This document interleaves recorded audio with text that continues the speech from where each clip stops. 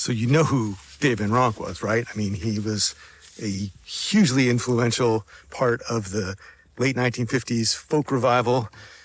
He hung out with stride piano players in Harlem. He hung out and did gigs with Reverend Gary Davis. He came up with the arrangement of House of the Rising Sun that Bob Dylan forgot he shouldn't put on his first album for Columbia.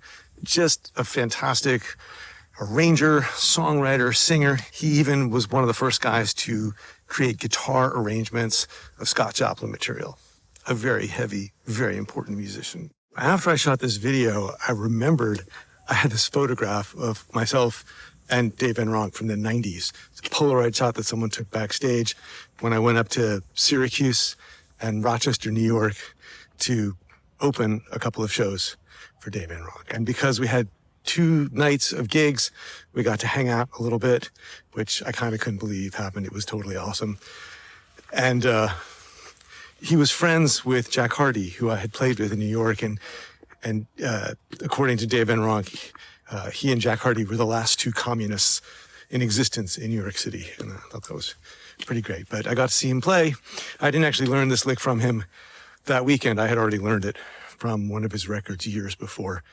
But he's always been one of my favorites. And it was really great to actually see him in action and talk to him, of course. And so anyway, here's this lick from his classic 1976 album, Sunday Street. I hope you enjoy working on it.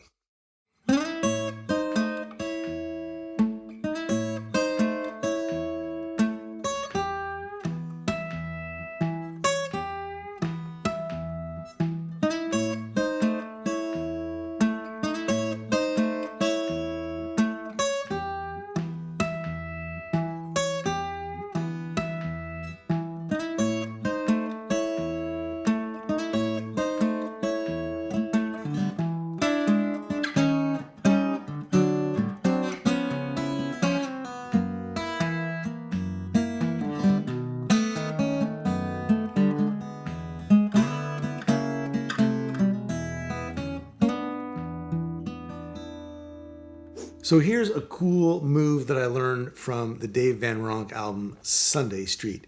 He plays this old blues called Nobody Knows the Way I Feel This Morning. And he's playing in E, but the song starts on the 4 chord. And so it starts off playing this kind of sound, which is like part of an A7 chord.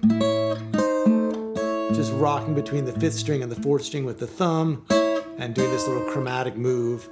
Back a half step from the 9th fret to the 8th fret and back on the 3rd and the 1st string. Actually, he's doing a bass chord that goes from the 5th string to the 4th string and then the 6th string to the 4th string. So he's playing root, root, 5th, root. So. But the cool thing is this.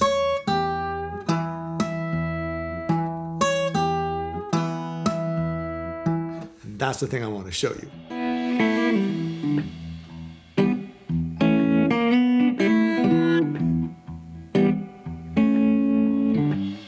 Now, this is a classic blues lick, really, but it's been dressed up in this very Dave Van Ronk kind of way. So there's this move that you hear all the time in blues, all the way from like the 20s on down to like Stevie Ray Vaughan.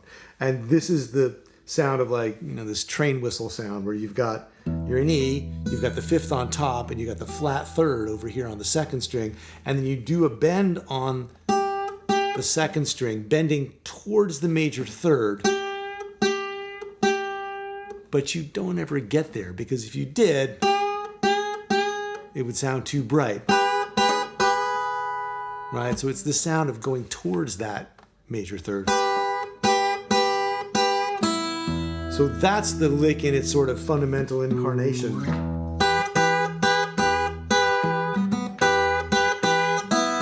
But what Dave Van Ronk does is he's got the alternating bass going like this between the root and then the root on the 7th fret of the 5th string. And then he turns it into a little melodic phrase. I can't remember if he plays the open string along the way or if he just plays like that. I know that I tend to play it now without the open string, but you could have it.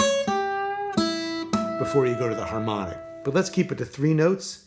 So it's the 6th, and then the flat 3rd, getting that bend towards the major 3rd, and then the pinky reaches up to get a harmonic on the 12th fret of the high string. And while you're doing that, the bass is going on. So you've got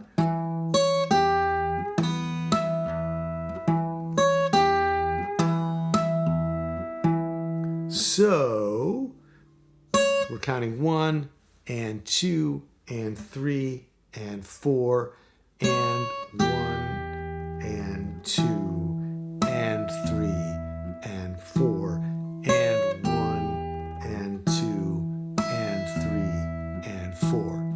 That's the whole lick. Now, once you have this lick, there are 3 places that it's great to drop it in on a 12-bar blues.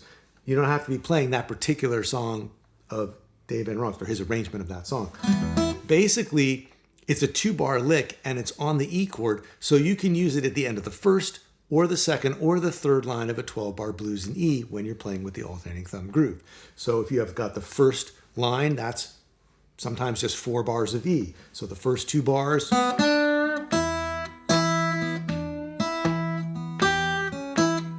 then here comes the lick. And then second line, 2 bars of A. And then here comes the lick again in bars 7 and 8. Then turn around.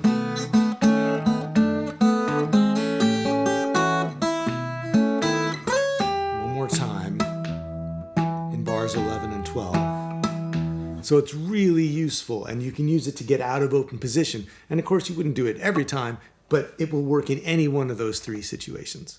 So that's one cool thing that I've learned from listening to Dave Van Ronk. And I really recommend that album, Sunday Street. Check it out. There's a lot of great arrangements and a lot of great playing and singing on that album.